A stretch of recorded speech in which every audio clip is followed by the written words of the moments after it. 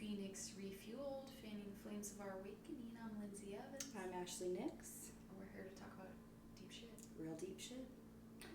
Today, we're gonna do an introduction. We're gonna give your story, Achlie, and talk a little bit about how you came to be the wonderful shining light you are, and talk about why you're doing the work that you're doing. Mm-hmm. So, do you want to start, take it from there, and just tell us a little bit about your background and what your mission is with this podcast and how you came to that? Absolutely. So my name is Achlie Nix. I was born in a suburb just outside of Dallas, known as Mesquite, Texas. Typically don't tell people that I'm from Mesquite because if you know, you know. But it is Mesquite, Texas. So Texas girl. I was born, in the 80s. So my mom, my dad, and my brother grew up, spent a lot of time at my grandparents' house, both my mom's mom and dad, and I remember a lot more from my dad's mom and dad's house.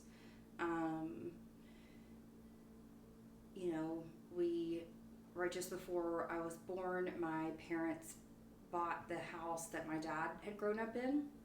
So my brother and I grew up there as well. So it's like a 3-bedroom, 1-bath, home in, the middle of Mesquite.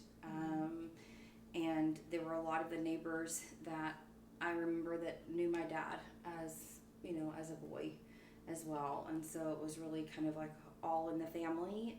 Spent a lot of time growing up playing outside. It was very much a don't come in the house, you drink from the water hose, that kind of stuff.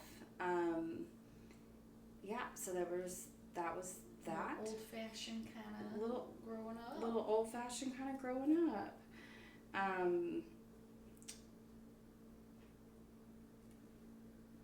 You said, so you and your brother, who were you in the family? How was the family what were the dynamics? Who were you? What was the setup of the family life? What do I say?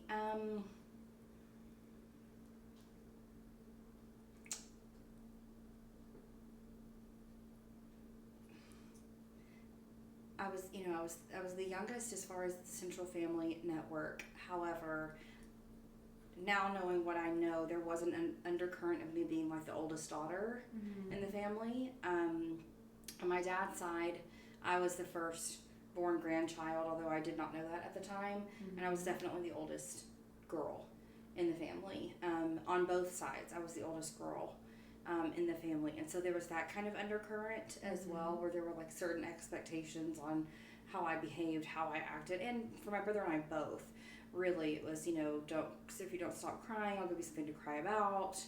I very early got the messaging that I was sensitive. And as in like a positive or a negative? More so negative. Okay. And I remember this undercurrent of, I needed to toughen up. Right. In a lot of ways. Like, the world is going to eat you alive. We've got to, toughen you up. That a lot of the things that I was easily upset about, it was just kind of made fun of, or we've got to oh, it's not a big deal, you're making a big deal out of things, it's not that big of a deal, but it is a big deal. I remember screaming over a bug and being really freaked out by that, and it was just laughable. Yeah. There's no crying in baseball, toughen up. There's a lot of the toughen up type stuff. And my dad would tell me that, you've always been my sensitive baby, sensitive eyes, sensitive ears, sensitive skin, sensitive emotions. And I'm all, Interesting. My mom would tell me that I was born in the wrong generation, that I was born her flower child. She said I would get you dressed, and then I would go to get myself dressed, and you would be outside in the yard naked. And I was like, okay, so I just wanted to be outside naked. But that was it was a funny thing. It's just let her run wild and free. Yeah. I mean, basically, right? I was like, oh, I don't know that that's a bad thing necessarily. I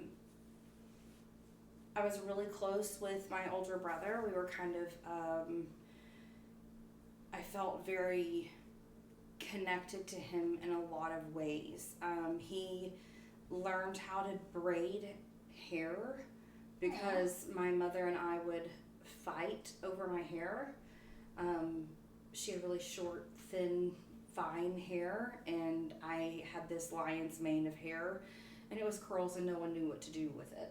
And it was a lot, and so I think he got tired of hearing us argue in the morning and fight in the morning, so he learned how to braid hair. He's the one that taught me how to braid hair. That's on so My Little sweet. Pony. It was really cute. Aww. There was also the little brother or big brother, little sister. He would frog me in the back seat, and then I would cry, and I would get in trouble for crying. But I was like, but it hurt because he hit me really hard, and it was like, don't tattle. And I was like, well, what about the fact that he just punched me? But that's okay, I guess. It was, no, you can't play with me and my friends, but also don't pick on her. She's my sister. Yeah, nobody picks on her but me. Right, but like I'm gonna pick on you, but also don't. Yeah, absolutely. We spent a lot of time camping as a kid, and we spent a lot of times. My dad got a boat at one point, and it was like a fish and ski type thing, and so we would go out and do that as a family as well, with my dad's sisters and my grandparents, and so yeah, I mean it was a lot of fun. There was also just this undercurrent of like hierarchy as far as like I knew early on that you didn't want to get in trouble with dad. Corporal punishment was very much a thing, and I know that like it just was in general for our generation. But I remember being as sensitive as I was, and having that be the method of discipline was really detrimental. Yep. Because I was that sensitive, it just kind of hits in a different way. And so there was this, my grandfather, my dad's dad, used to tell this story of, you were little and you would say to me, oh, daddy's mean. And would like kind of curl up him into my lap, and like I would take a nap with him just like on his belly and on his chest. But the way that like he said it, it was like funny and a joke. But I remember thinking, no, I thought that though, like daddy's mean. He is mean. Yeah. And this does not to say like my dad was doing the absolute best that he could, with the skills and knowledge and tools that he had at the time. Yeah. And that is very much a generational thing. 1,000%. Because when we were growing up, that was spanking was still so very, very common. Very much so. And I think they feel like they did better because it was more neutered than what they got. I'm sure. And there was this it's funny when we talk about kids in general, like even in raising my daughter and my family, seeing the way that I've raised my child. I've had my grandmother and I mean I've had my relatives question kind of the way, especially when she was younger, the way that I raised her, and they were like, oh, like basically I'm failing kind of, and I'm like, but I'm not, like she's allowed to express her feelings. That's okay. I'm still setting boundaries. She's not walking all over me, but I am going to give her the space to feel heard and loved and seen at the same time. Like both can happen at the same time. They can. I was like, I'm not doing what was done to me. The age with which this happened is kind of, it's funny, my mother and I have said different things, but I'm going to say that it was around 10 that things really started to kind of like fracture for my family. So we moved homes, we moved neighborhoods in Mesquite. My dad went from being a teacher and an athletic trainer / coach to administration. And my mom was in school, and like she was going to college, and we moved homes. And like that's really when things started to really get pretty disruptive. So my brother was, 13, 14 at the time. I was 10, and he really started to struggle. What I know now is that he figured out, if you ask him, he will say that he figured out that he was not my father's son. Not that he was told, that he just put two and he just figured it 1 out. plus 3 does not equal 2. That he looked more like mom's side of the family and nothing like dad's side of the family, although we had the same last name. And so he started asking some questions, which is a really pivotal age to kind of piece that together and figure that out. And it caused a pretty big rift in the family, as well as my father was home more, and I also feel like he was stressed a lot more, and so there were pretty serious moments of extreme discipline, extreme punishments. So caramel candy in the shower, and it melted, and my brother and I both being I didn't do it, and I'm but I didn't do it, and me being sensitive, and I'm crying because I don't want to get in trouble, and at the time we're both grounded because no one's admitting to it, and I'm upset because I'm I literally didn't do it, and my mom's saying, well, I think Achlie did it because look how upset she is, which just broke my heart because I know I didn't do it, that it was my brother, but he was terrified because we were terrified of my father. And so neither one of us wanted to own up to it, and I was but I literally didn't do it. Quite literally didn't do it. But you were the sensitive child, so you were crying. So I was crying because I was I don't want to be in trouble for something I didn't even do. Yeah. So it really, about that time, 10, 11, 12, things started to really fracture in the family. My brother went to the mental hospital for a little while. I think they were possibly diagnosing him with bipolar. I'm not quite really sure, or BPD, but personality disorder. I know that it's called other things now. I'm not really, of course, this is told from a 10-year-old me's perspective. I just remember that Stephen went to the hospital for a little while. I remember that we went to a couple of family therapy sessions there, and I knew that things were really bad between my mom and my dad. And I remember telling my best friend at the time, Joy, I was I think my parents are going to get a divorce. And she was oh, don't say that. They're going to get back together. It's going to be okay. And I was I don't think you hear me and understand me, but I really know that this is not good. Yeah. Nothing good is happening right now.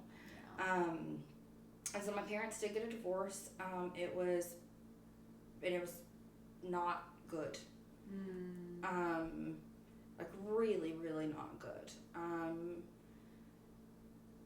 There's conversations of the fact that my mom cheated. She was saying I didn't cheat. My dad's family is calling my mother a whore to me. How old at this point? 11? 11, 12, 13, somewhere in there. It's kind of muddled as to exactly how old I was. Yeah. I know that by the time I was 13, divorce was wrapping up, and it took several years for them to finalize anything. I knew that I knew way more about the financial side of things than I should have at that age. I knew that my father was very upset about how much he was paying in child support, and that was upset that my mom was getting part of his teacher retirement. I mean, probably had seen a lot more leading up to the divorce than you should have. I mean, so much more. Meanwhile, my brother is angry and a teenager, and is sneaking out of the house, and is lost and gone, and my mother doesn't know where he's at, and my dad had moved out at that point. I remember waking up and my mom's mom was at the house, and Stephen had spent the entire night drinking at Pascal Park, and I remember just kind of really just caught up in the undercurrent of everything that was happening. Just the total breakdown of the family structure. Everybody's kind of falling apart. Everyone's falling apart. Yeah. While I'm going through puberty. Yeah. And developing breasts and starting my period and trying to identify a sense of self. Yeah. and no one really paying attention. Truly, there's too much going on. to me, there's too much that was happening, right? And everybody was caught up with their own stuff, and I'm way more aware of what was happening. My brother at some point moves out, and I don't know all of the nuances of the different places that he went, but it was one of those situations where my mother had had enough and was all, you can't live here anymore. Like I drop you off at school and then you skip school and you go drink all day. You're getting picked up by the police and ambulance and they're strapping you down to a gurney and having to cut your clothes off of you because like you are just completely unhinged. And I don't necessarily blame him. I mean, I cannot imagine finding out those things at that age, but I was just as quiet as possible. Yeah. Because everybody already had too much. Yes. And he was getting bad attention, so you were just trying to probably coast by. I was just trying to coast and be quiet. Yeah. Mm-hmm. I mean, understandable why he was acting out, but I could see why you would have that response. It's just like, don't make waves. Don't make waves. Just too much going on. Correct. Okay. So my mom remarried the man that she was accused of having an affair with, which I now know, in fact, she did have an affair with him. And I really liked him. I really liked him. I still really like him. I feel like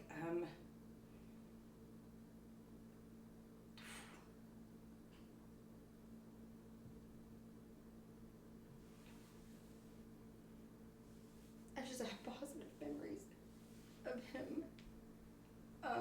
Wow. That's okay. Take a breath.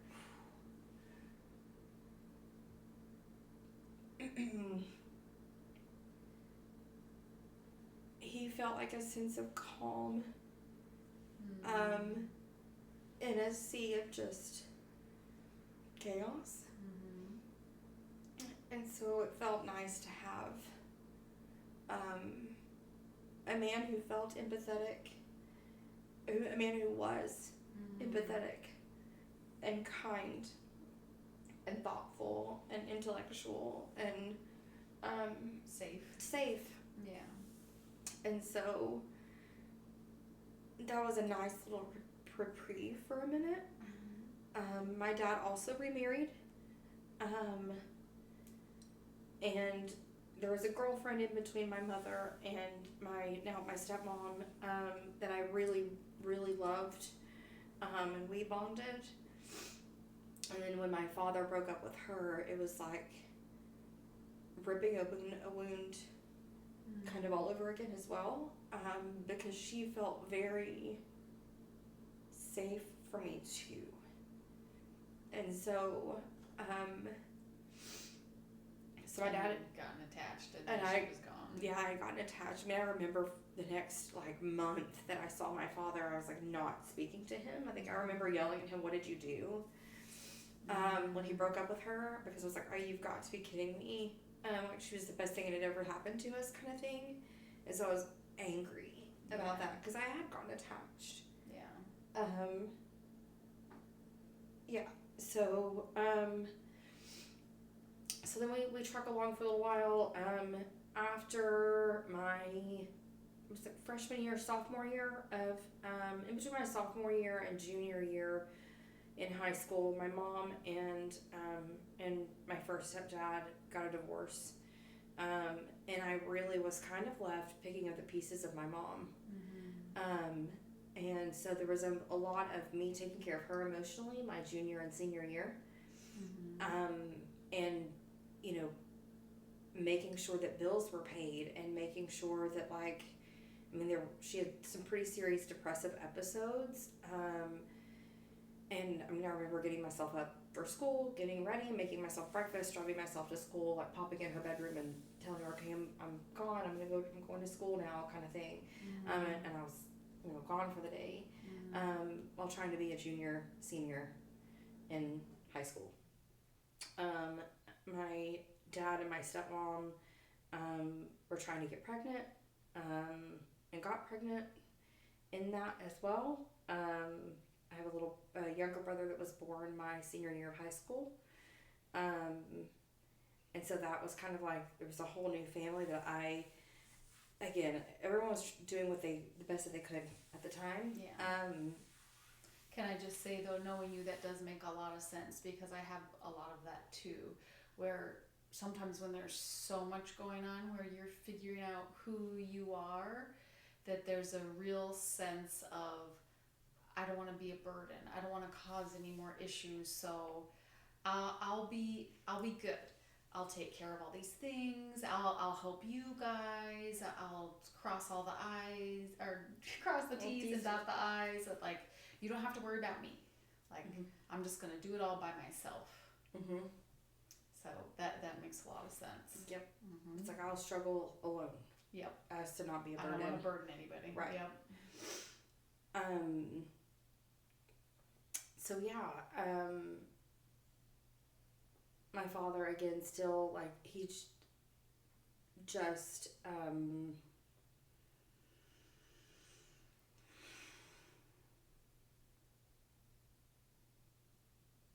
the overall arching theme is just a lack of tenderness. Yeah. He is not,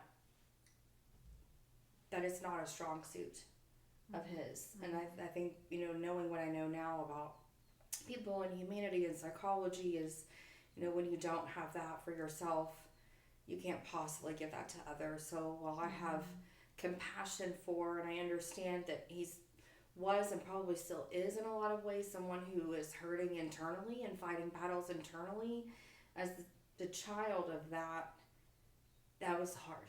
Yeah. Especially being a sensitive person, and it sounds like you weren't getting a lot of gentleness or tenderness. No. Anywhere, because it's not just that was the family structure, but mom had a lot going on, he had a lot going on, your brother understandably was acting out, so everybody was sort of preoccupied, so there wasn't that nurturing. You were kind of left to your own devices. 1000%. Yeah. Yep. So my mom, I went off to college. I actually followed a boyfriend to college. He was someone that felt safe and was, for all intensive purposes, like somebody that it felt like I had a protector with him. It wasn't always great, but it was way better than anything I'd ever had. Yep. For sure. Yeah. And so I was like, well, I knew that as I was going to college, that things were just going to fall apart even more with the family. And so at least if I followed him, I had something that felt safe. It felt, some kind of security. Yep. Yeah. So I went to college, and my mom dropped me off at school and didn't even help me unpack or set up my room. We went to lunch, and then she went back to our apartment and packed up the rest of her things and moved out of state. And she didn't tell you she was going to do that? No, I knew. Oh, you did? I knew. I knew that was what was happening. But that didn't mean it didn't hurt. Yeah, you had been emotionally supporting her through, it sounds like, through a lot of your teenage years, and then she dropped you off and was like, I'm starting a new chapter, and just kind of left. And with my dad, it wasn't something that it wasn't a place that I felt safe. Truly safe to just be me. Yeah, not emotionally safe. Correct. Yeah. Physically, yeah. But like not a place that I wanted to be for extended periods of time.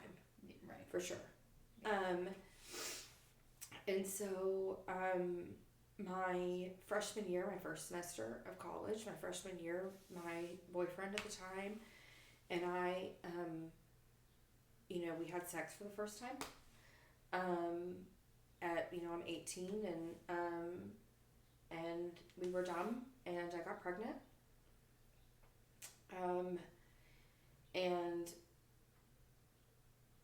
he, offered to quit school and to marry me and to support us while I continued to go to school.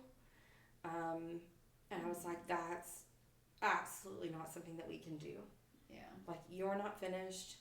I am nowhere near ready to be a mom. Mm-hmm. And so I made the choice to have an abortion. Mm-hmm. And my mom met us, and that happened.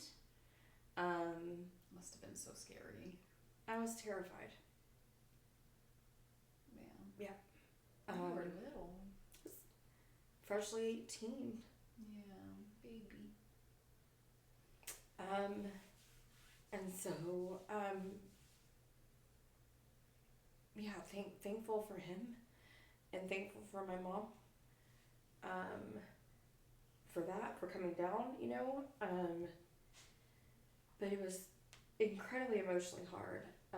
She went back, to where she had moved from, out of state, and we went back to college, and that was October of my freshman year of college, and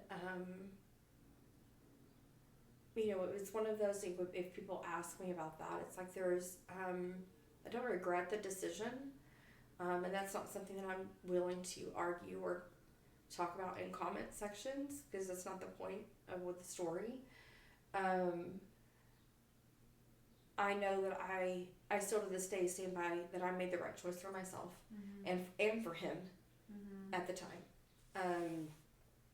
and still it was incredibly emotionally difficult.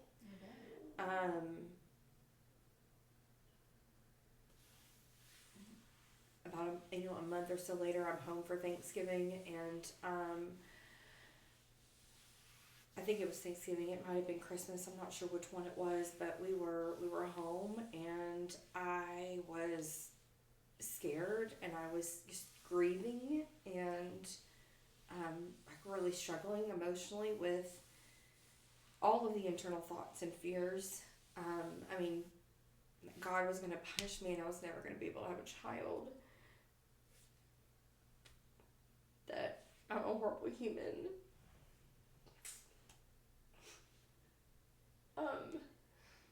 And Take a breath. Take a sip of tea if you need to. thank you, friend. I'm not gonna just power through and get it out, because damn. No. Just take a breath. Take a sip of tea. I turned to my dad and my stepmom for some tenderness, because I needed to be seen. Yeah. That's a lot on the shoulders of an 18-year-old. Yeah. And I was met with being told that I'm a whore. Shame. Like, I've only ever had sex with one person. I don't know how that makes me a whore. It doesn't. It doesn't. And it was someone I was in love with, and I mean, regardless, we've been together for a long time. This is a boy that truly loved me, and I truly loved him. And to top that all off, my grades were not great my first semester of college, because I was clearly struggling with. Yeah. I'd had an abortion. My mom abandoned me for all intents and purposes, and I was struggling, clearly. And so it ended up in a pretty big fight, and I remember begging my father not to tell my grandparents, like his parents, because I couldn't disappoint them. And he did tell his parents, my grandparents, and my grandmother told me I was a murderer.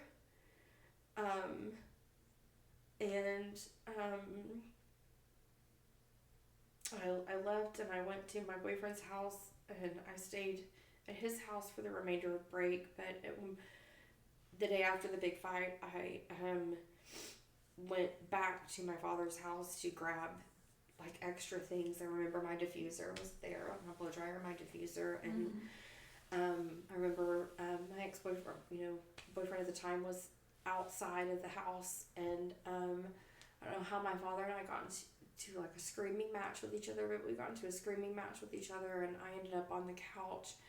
And my father went to slap me, like open-handed, but full-on man, like grown man to an 18-year-old girl, slapped me, and I turned my face in time that he caught my neck, and I had his handprint on my neck for 5 days. Like perfect fingerprints. I could see the outline of his fingers. And I stayed with my ex-boyfriend for the remainder of break. My father told me that I wasn't going to go back to school, that I was going to stay at the house, and I was like, absolutely the fuck not. Am I doing that? Like, I still have your handprint on my neck, like I'm not staying with you. And so I found out a way to get financing, and I went back to school, and I made the dean's list, because that's what you do. So I just went to work. And so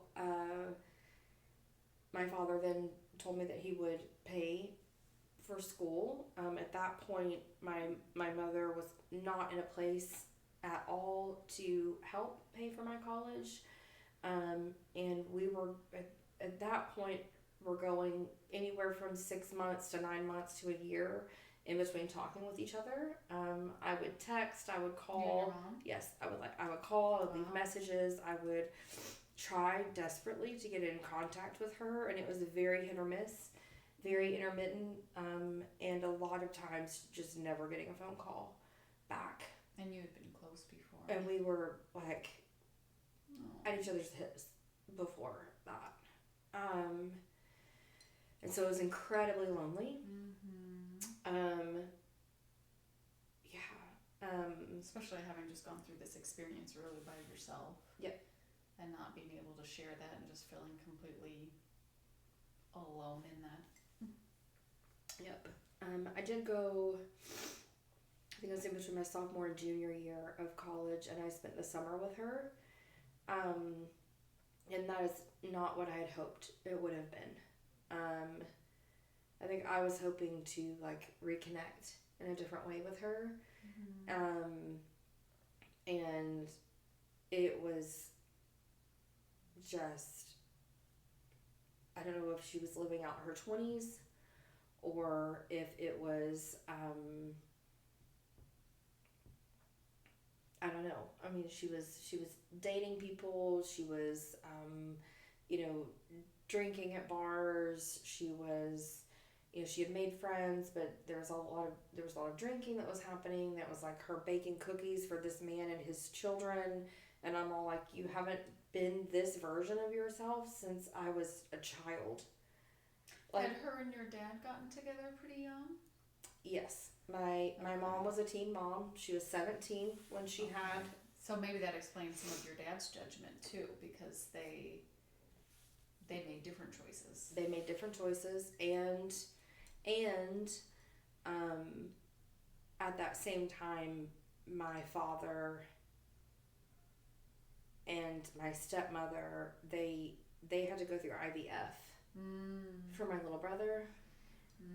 So there was that layer that I did not know at the time, but I'm sure that was an added like layer of what, I can't believe you did what you did while we're struggling. And I'm pretty sure that they wanted to have more than just my little brother as well, and just couldn't. And weren't able to. Right. So I know, and I can have compassion and understanding for the reactions that were had, and still know that I needed tenderness and love at the time. And the consistent theme was home was not a place that was tender. Just period. Like, it was a place of violence. It was a place of fall in line and compliance. It was a place of be a good girl and smile pretty and do as I've told you to do and don't step out of line. Don't embarrass me. Love is incredibly conditional. I only love you if you're making me look good. I don't love you if you are making me look bad, or if you're doing something that I don't agree with, or if you're doing something that I don't think is the right decision. Yeah. And that is still a common theme in my life. If I step outside of the path, or what the path should be in certain people's eyes, then I'm bad or wrong. Right. Instead of like, it's not we don't like the decision, it's what are you doing? What are you doing? Why are you this way? Correct. Right. Right. Right. So, well, that all makes sense. That you look really nicely for your marriage. Set me up incredibly great for my marriage. So, I graduated college. I got into a pretty horrific car accident that totaled a brand new car that was in fact my graduation present. And was blamed for that as well. Like, I remember being told the story that, like, the whole family apparently was there fighting with my father, and from what I understand from one of my aunts, is that my stepmother was like, it wasn't her fault that lady rear-ended her. Like, I truly could not have prevented the accident. Like, I could not have prevented it, but I didn't see it coming. There was nothing I could have done different. But it was perceived as you just messing up again. Correct. Yeah. As a failure on my part, how could I dare? Like, that's going to cost him more money, right? And so he did in fact get another car, but it was like done kind of begrudgingly. So, and there was different things should have happened. I should have gone anyway. No one in my family had ever been in an accident quite like that. And so there was a lot that we didn't know that I should have done differently. And so some like medical things that happened later, I paid for. Yeah. And it is what it is. So there's that. Didn't know it at Didn't know it the time. at the time. Know it now. So I went back to school after I graduated, got my teaching certificate, and then moved to Austin in 2006 and started my teaching career. Yeah. When I moved to Austin too. Same. We had so many overlapping. I'm excited to get into yours. In between my first year teaching and my second year teaching, I met my now ex-husband. And he was military, although I had told myself no military, no police, no firefighters, no EMS. No offense to anyone, just like might not be the best fit for me kind of thing. Yeah. And I made an exception because I think I was bored and went out on a date with him, and then we got together. I mean, we were just together after that. And yeah, after 6 months of dating, we got married, which was so incredibly stupid. But you live and you learn. Everyone in the family told me don't do it, and I was all, do what I want. You guys think I'm always doing the wrong thing anyway? So might as well. I'm in love, and don't tell me what to do. And so we got married. And then 2 weeks after the wedding, he got shipped off to Iraq for a year. Wow. And I moved up to his house, kind of out in the country, but in, Fort Hood area, but out in the country. And, it just, things dissolved pretty quickly. I was struggling with some pretty serious depression, being isolated, no support systems, as well as like he had his own stuff going on too. And what I did not know then but know now was abusive behaviors were already starting to like pop up. Yeah. And then he came back home, and it just you know, yeah, um, it was not good. And I was about ready to leave, and then I found out I was pregnant. And so we had a really serious heart to heart. And I was like, I can't bring a baby into this. Like, you've got to, like, we have to figure this out. Like, we need, like, we need help. You need help. We need help. Or, like, I have to go. Like, it is what it is. And, you know, of course, I was promised that things would get better. And, I think they did minutely for a little bit. But I think more than anything, I convinced myself that they were better. We're really good at doing that. Really good at doing that. Yeah. And so, yeah. I mean, so I had my daughter, and she's amazing. And then I moved us back closer to some friends that I had met my first year of teaching that had become family. And that's good. You're needing more support. I needed more support. And they were people that, like, I trusted. They are my child's godparents. And yeah, when my daughter was about 8 months, 9 months old, I gave my now ex-husband an ultimatum of, like, get it together and get some help, or I'm done. And so I moved out, like spring break, March of whatever year that was, 2013, I believe. Yep, 2013. And then my grandfather, who I felt like was really the only person that was ever tender with me, passed away of a massive heart attack in, like, May 5th, while my grandmother was battling breast cancer. Wow. We had his funeral, and then June 28th, my divorce was final. And June 30th, my daughter turned 2. So all of those separately are major. You've got death, you've got divorce, you've got a new baby, essentially. I mean, 2, but I really am. The first few years of motherhood are so demanding. So you've got all of that boom, boom, boom, back to back. Well, and expectingly being a single parent and teaching on top of that with, like, I have 2 other teachers that are my support system that have their own they're a family unit. It was a lot. I now know, I had a psychiatrist tell me, he was like, that's trauma, that's PTSD.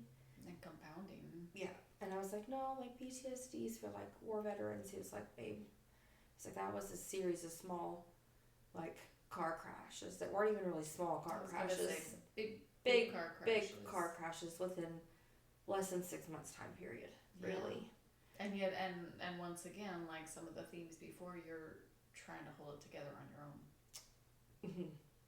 And for all intents and purposes, I did as best I could. I did.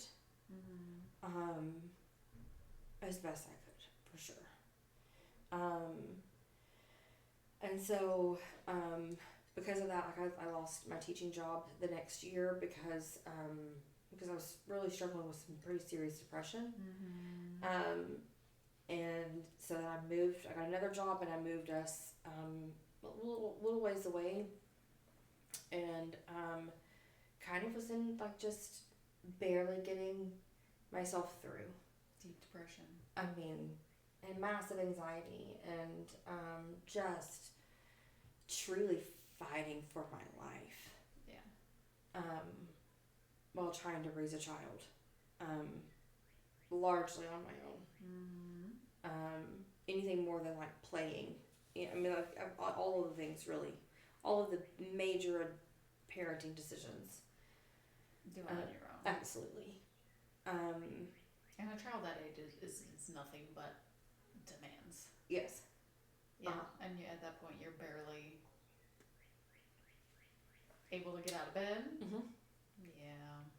Mhm. Like I like propped up on antidepressants and anti-anxiety meds. Truly held together with like duct tape and band-aids. It's okay. But yeah, I was like, it was like medical triage. Mm-hmm. Like, like mental health triage, I guess I should say. Like, what can we do to prop her up? Actually, my psychiatrist that I found there is phenomenal. I don't know where he is now, but like, I think about that man often, and he was gay, and he was in South Texas, and he would say, it's like, that's fucked up. And I'm like, I really appreciate the like straightforward actually calling it out for what it is. It's like, well, I really thoroughly appreciate just the honesty and like realness about it. Like, you know what? Yeah, it is. Yeah. I mean, he had a heart to heart with me at one point. He was like, he said, baby, I have propped you up on meds for as long as I can. He's like, you have to start like therapy. Like, I have some way to keep yourself afloat. Yeah. He's like, meds are going to do so much for so long, but we actually got to start getting you like to work through the trauma. Yeah. And so we did, and then, I feel like because of lack of support, I did like an outpatient kind of therapy situation, like for one summer. But, I didn't really have access to a whole lot of help as far as childcare. And so once the school year started again, I really didn't have anyone to watch my child while I went to therapy. So I feel like kind of we had opened some wounds.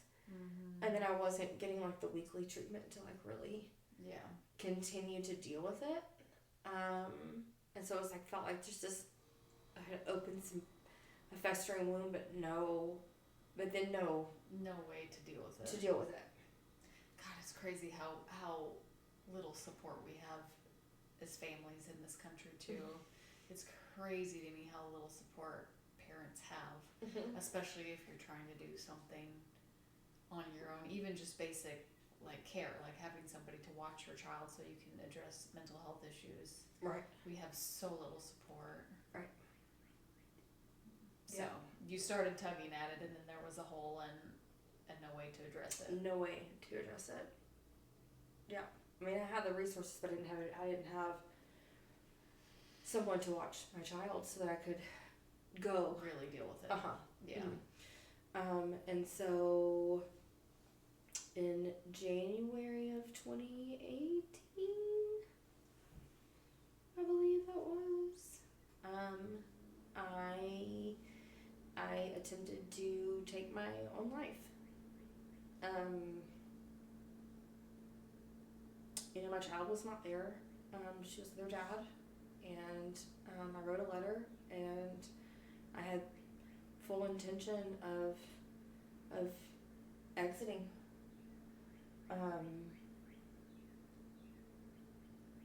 It had become too much to bear. Yeah, all by yourself with no support system.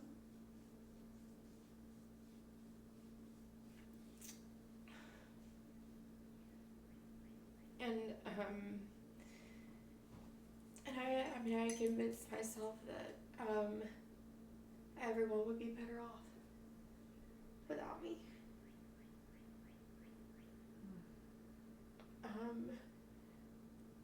Like, that's the insidious part of like mental health, right? Yeah. And you have loops that play.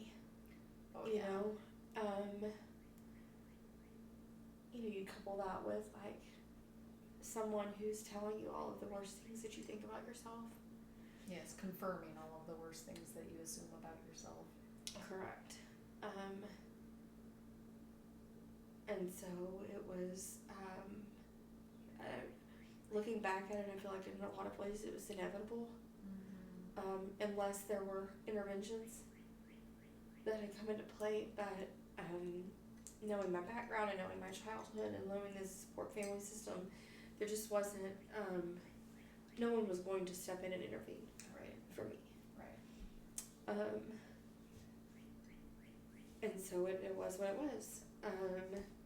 And so I luckily was not successful in my attempt, and I spent 6 days in the hospital, and I got out, and I tried to truck along for another 6 months or so, and then I ended up having to move in with my ex-husband and my child, my abusive ex-husband and my child, and that's where you and I met.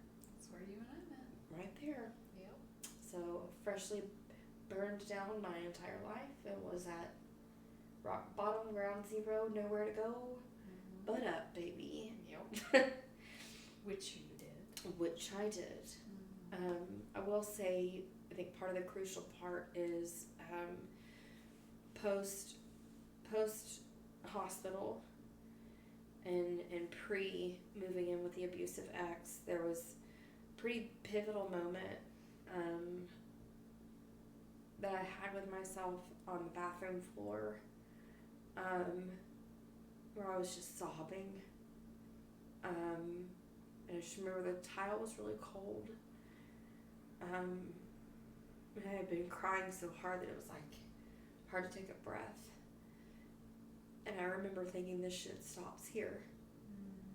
That I am going to sit in this muck and unpack this baggage and this luggage, because I'll be damned if I pass this shit off to her. That it's going to be either me or her, and I would rather it be me, because I want better for her. And so I knew at that time, I was like, I have to fucking get to work and start really unpacking it and figuring it out, because this shit ends here. And it did. Now I get to tell her that I'm going to give her a brand new sparkly baggage. It's still baggage. It's still baggage, but it's new. Much nicer baggage. It's new and it's different. So, I'll help you unpack it when it's time if you need me. But it won't be the stuff that I had to unpack, because I unpacked the stuff I had to unpack. Yeah. I had to do my work. And that's why you do what you do. That's why we're here talking about deep things, because we've lived it and been through it. Yep. And if my story can help anyone, people have been through these things. 1,000%. But if my story can help anyone, then I've done good. But I'm coming from a place of integrated wisdom. I'm coming from a place of confronting my shadows and confronting all of the shame and my dark parts and all of those stories, and deconstructing my identity and what I thought was me, and reformulating and making anew. And if I can do it, you can do it too. And there's no shame in being in your dark places. You can always pull yourself out. And I didn't have a path. I didn't have a playbook. I didn't have a rule book. It really was one step in front of the other. And I didn't know where I was going, other than I knew I couldn't stay there. Yep. Well, I'm incredibly proud of you, friend. And you did good. Thank you. You already did good, because you're still here and you're working through, continuing to grow, continuing to transform. And you're a really good mom. You're a really good friend. I'm very proud of you. Thank you. I'm grateful to know you. Thank you for sharing this with everyone too, because it is incredibly vulnerable. And I think you're right. I think a lot of people have that shame of some of those dark moments, the stuff that we don't want to talk about. But whether it's the same story or not, we've all had those dark moments. 1,000%. Yeah. Thank you for sharing it with us. You're welcome. I love you. I love you. Oh.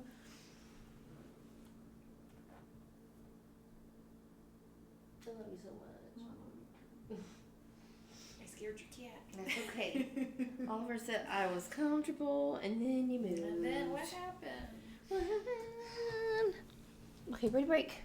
take a break. How are you feeling?